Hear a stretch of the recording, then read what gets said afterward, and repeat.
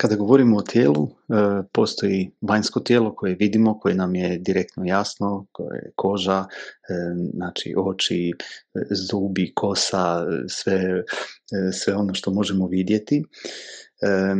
Zatim imamo unutarnje tijelo, to su organi, razna osjetila koja imamo.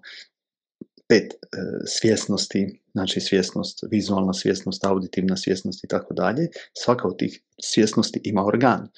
Kada se neki od organa ošteti, tada ta svjesnost ne može jasno funkcionirati, znači ne može ispravno funkcionirati. Znači to imamo 5 svjesnosti. A imamo 6. svjesnost koja se definira kao 6. svjesnost, to je mentalna svjesnost. Organ koji ona ima je mentalno osjetilo, odnosno način razmišljanja. I ta mentalna svjesnost ili ona ne treba organ, fizički organ, i zbog toga ne može biti tako lako oštećeno. To mentalno osjetilo ne može biti tako lako oštećeno kao fizičko osjetilo. I dakle, to je ono što je vanjsko tijelo, unutarnje tijelo. Ukratko, možemo reći isto tako i da je cijelo tijelo, i vanjsko i unutarnje, sastavljeno od nekih elemenata. Elemenata kao što je koža i kao što je meso, to je element zemlje, zatim element vode su sve tjelesne tekućine, krv, limfa i tako dalje. Element vatre, to je naša temperatura, toplina tijela, zatim element vjetra je disanje i prostor, odnosno space, odnosno prostor unutar, to su tjelesne šupljine i sve ono unutar čega je to tijelo zapravo nastalo. To je tih 5 elemenata koji možemo reći da je tijela. I sada, kada govorimo o tijelu, često identificiramo tijelo i ja. I tako u biti, jer je to ono što možemo vidjeti. Znači to je ono što možemo vidjeti i automatski osjetila definiraju naše poimanje tijela i identifikacije njegove sa ja.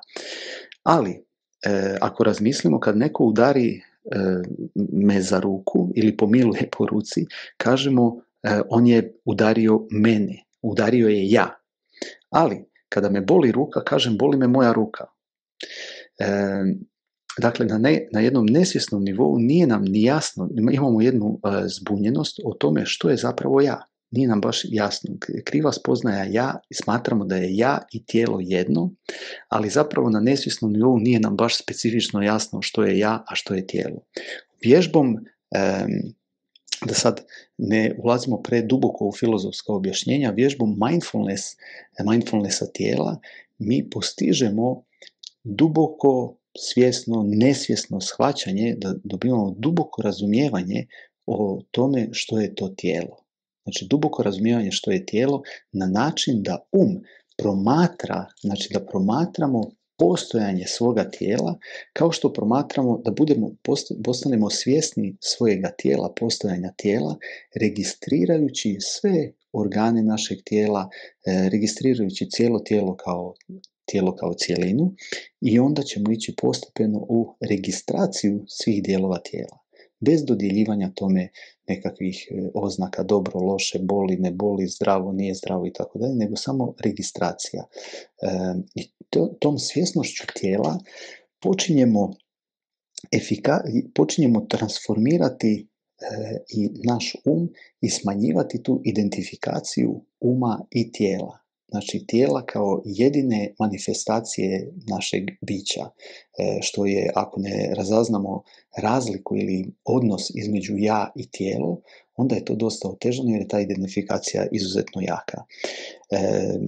Benefit, korist od razumijevanja odnosa između ja i tijelo je efikasniji život, zdraviji život, zdravije razmišljanje, bolji suživot sa drugima, bolji odnosi sa drugima, zato jer kvaliteta uma se time značajno poboljšava, dobiva jednu finiju kvalitetu koja se ne može prepričati, teško je prepričati, ali i zato je i potrebno meditirati. Da nije potrebno da je se može prepričati, ne bi trebali meditirati.